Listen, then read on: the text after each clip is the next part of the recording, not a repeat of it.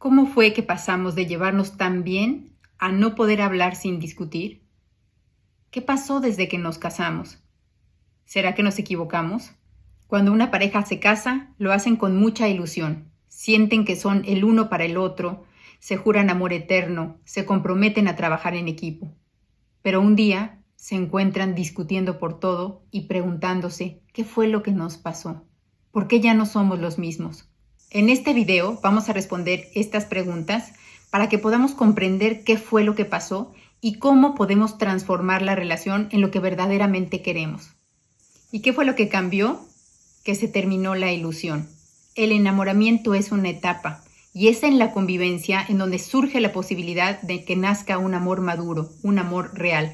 Porque en la convivencia ya es otro contexto. Hay facturas que pagar, hay deberes, hay responsabilidades y después viene la crianza de los hijos. Y es ahí en la convivencia en donde se empiezan a activar nuestras heridas. En el video anterior, que si no lo has visto te dejo en la descripción el enlace para que lo puedas ver, hablamos de cómo nuestras heridas en la infancia son quienes inconscientemente eligen a la pareja perfecta para que pueda despertar en nosotros esas heridas y esos traumas para que esta vez podamos mirarlos y trabajar en ellos.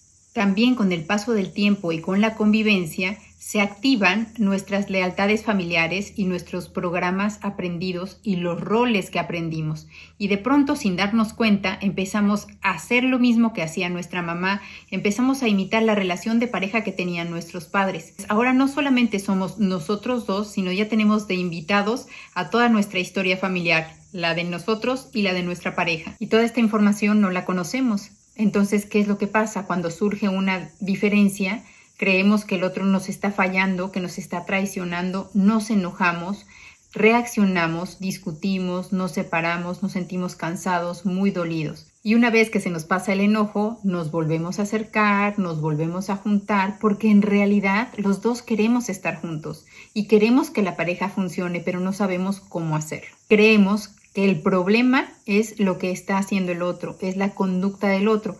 Y nos enfocamos en querer educar o cambiar al otro. Le damos consejos y sabemos perfectamente lo que tiene que hacer para que las cosas funcionen. Pero como la conducta del otro no cambió, porque ese no es el verdadero problema, entonces ahora ya tenemos el enojo acumulado del pasado, de lo que prometió y no cumplió, y nos enojamos más, reaccionamos, nos separamos, y así es como se va desgastando la relación y es como nos vamos separando una y otra vez. Y ahí es en donde surgen las preguntas. ¿Qué pasó con nosotros? ¿Me tengo que quedar aquí? ¿Ya no quiero seguir en esta relación? ¿Qué hago? ¿Me voy o me quedo? Entonces el problema no es la conducta del otro. El problema es qué me pasa a mí con la conducta del otro. Es que eso que está haciendo es lo que detona, es lo que hace que yo pueda mirar cuáles son las heridas que yo tengo que sanar. En los videos anteriores yo les compartí mi historia y les decía cómo mi huella de abandono o mi miedo a ser abandonada se activaba cuando Fernando decía o ponía toda la atención para irse a Uruguay. No era la conducta lo que estaba haciendo que yo me sintiera mal, era lo que yo interpretaba.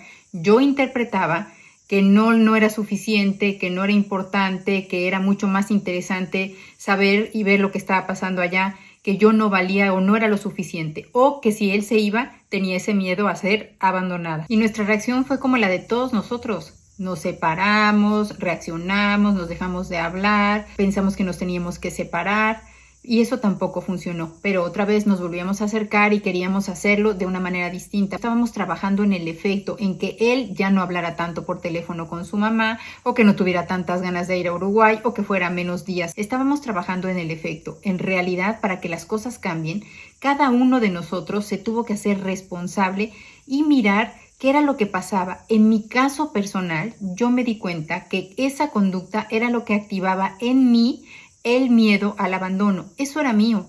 ¿Y cómo me di cuenta? Porque era a mí quien me estaba doliendo. ¿Y qué era lo que me dolía? En realidad no nos duele lo que está pasando en el presente, sino es el recuerdo de algo que pasó. A mí, justamente lo que me dolía era el recordar inconscientemente cuando mi padre se separó de mi mamá y yo sentí que nos había abandonado. Y cuando yo siento que puedo ser abandonada, también siento que no valgo, porque alguien que deja algo es porque no tiene valor. Todas esas ideas que yo hice de un evento que era neutro, que mi papá decidió irse o que mis padres decidieron divorciarse, Yo lo usé y lo interpreté y di forma a muchas ideas equivocadas sobre mí.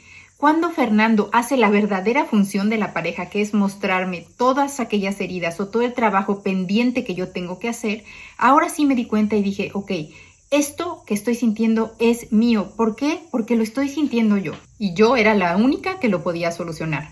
Por lo tanto, trabajé en el enojo que yo tenía con mi mamá y en el enojo que tenía con mi papá. Eso fue en el pasado.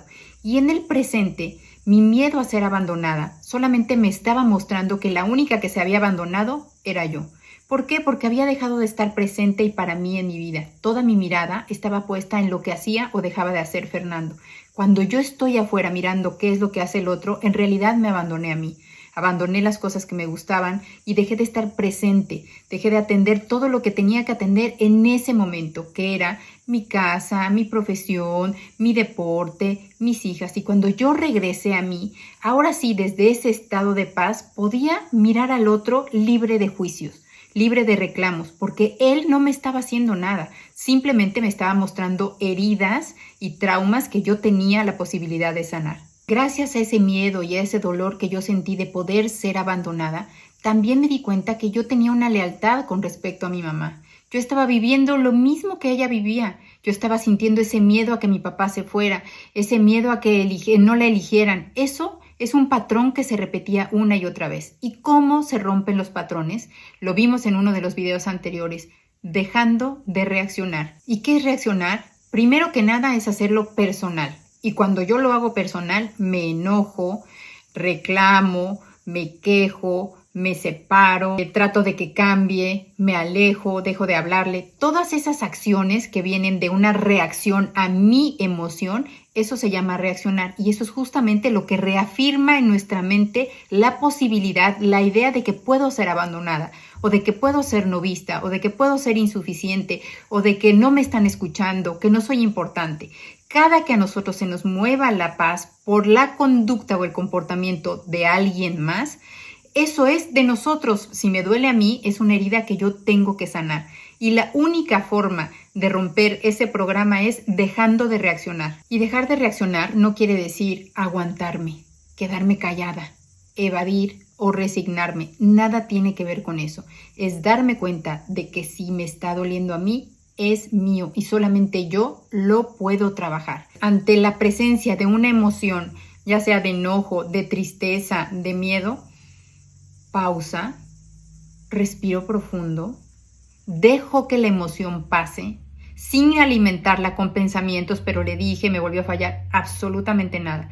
Respiro profundo, respiro de manera consciente, hago una pausa, me alejo de la situación. Y solo cuando la emoción ya pasó y ya puedo estar en calma, ahora sí puedo acercarme a dialogar con el otro y a poder buscar un acuerdo, no un reclamo. Lo que sucedió en mi caso es que yo con el enojo y por tomármelo personal no podía ponerme en su lugar. Yo no podía entender que extrañaba a su familia, que tenía ganas de saber cómo estaban. Yo no podía entender eso por el enojo porque yo creía que él estaba dejando de verme a mí. Entonces, ese enojo y ese resentimiento me impedía el que yo pudiera llegar y decir, a ver, ¿qué es lo que está pasando? Dialogar, ¿qué es lo que está pasando? ¿Qué te mueve tanto a ti el tema de Uruguay? Y en una plática sin reclamo, sin resentimiento, sin que yo quisiera tener la razón, pudimos hablar abiertamente y me explicó qué era lo que estaba pasando con su deseo de saber cómo estaba su mamá, cómo estaba su papá, qué era lo que le atraía de Uruguay. Y cuando uno de verdad quita todo ese resentimiento y te pones en el lugar del otro, puedes entender y decir, claro, si yo estuviera en su lugar, también sentiría esas ganas de saber qué está haciendo mi familia. Eso le quitó la carga emocional al tema de Uruguay, porque cada que se mencionaba ese tema, no se hablaba. Y claro, yo me enojaba porque él hacía sus arreglos de cómo iba a viajar, cuándo iba a viajar, y le decía, pero es que ¿por qué no me participas? Y la verdad es que no me participaba porque para mí era un tema que me causaba mucho enojo. Cuando tú haces tu propio trabajo y dejas de enojarte porque no tiene que ver conmigo. Si él tenía ganas de ir a Uruguay, nada tenía que ver con que me abandonara a mí o que no quisiera estar conmigo. Cuando hago ese trabajo, entonces sí podemos juntos planear ese viaje. Y otra de las grandes oportunidades que surge a través de los conflictos es el poder poner en práctica el amor incondicional. Porque cuando nos enojamos, entonces sí surgen las condiciones. Yo estoy bien contigo mientras tú te comportes como yo quiero que te comportes. Pero si haces algo que no me gusta, entonces me vuelvo grosera, me vuelvo distante, ya no te hablo, no te hago de cenar, uso a los hijos para darte mensajes y empieza todo este juego de agresiones pasivas y no tan pasivas. El amor incondicional es incondicional, sin condiciones. Y eso fue una de las cosas que también nosotros incluimos en la pareja. Podíamos estar no de acuerdo, podíamos estar incluso enojados, pero mi forma de actuar con respecto a él siempre fue con respeto, con amor, lo incluimos, lo invitábamos a participar en las actividades familiares y le decíamos que ahí estábamos para que en el momento que él quisiera unirse era bienvenido. Pero ¿qué puede pasar cuando uno de los dos cambia? Cuando uno de los dos se sale de la dinámica de la abandonada y el abandonador, del controlador y la que es controlada, del que manipula y el que puede ser manipulado. Cuando se rompe esa dinámica, necesariamente la relación se transforma. Y pueden suceder dos cosas. O la relación se termina, pero se termina sin pleito y sin desgaste, o bien la relación sube a un siguiente nivel. En nuestro caso, la relación se transformó. Y Fernando se empezó a integrar. Se acercó a mí de una manera respetuosa, humilde, amorosa. ¿Por qué? Porque violencia genera más violencia y amor genera más amor. Si yo estaba poniendo amor en esa relación, todo lo que yo voy a dar es lo que voy a recibir. Si de verdad estaba poniendo amor genuino, no amor para manipular, no amor para que el otro se acercara y no me dejara, no, un amor genuino de comprensión, entonces lo que yo voy a poner en esa relación es lo que voy a recibir. Fernando se acercó a mí y me preguntó, ¿cómo puedo ayudarte? ¿Qué es lo que se necesita? ¿Cómo puedo colaborar en la familia? Y ahí fue cuando la relación empezó a emparejarse porque yo me había hecho cargo de todas las actividades de las niñas y él se había quedado afuera. En esa transformación, la relación empezó a funcionar mejor y él se hizo cargo de unas cosas y yo de otras. Pero lo que sucedió en mí es algo que les quiero contar más adelante en el siguiente episodio, porque hay algo que decimos que queremos, pero cuando verdaderamente la relación empieza a funcionar, también pasa algo dentro de nosotros. Así que no se pierdan el próximo episodio en donde les voy a contar qué es lo que realmente sucedió conmigo. Si en este momento de tu vida tú estás pasando por una situación como la pasamos Fernando y yo, en donde piensas que la única solución es separarnos, yo te invito a que pruebes esto que te estoy compartiendo, que hagas una pausa, que veas qué es lo que te está mostrando la relación sobre ti, que trabajes en ti y desde esa paz que puedas hablar y llegar a acuerdos, que te des otra oportunidad, porque las relaciones no se hacen solas, se aprende, se trabaja, se cuidan y se eligen todos los días. Si este contenido te gustó, dale click, suscríbete, comparte la información y nos vemos en el siguiente episodio.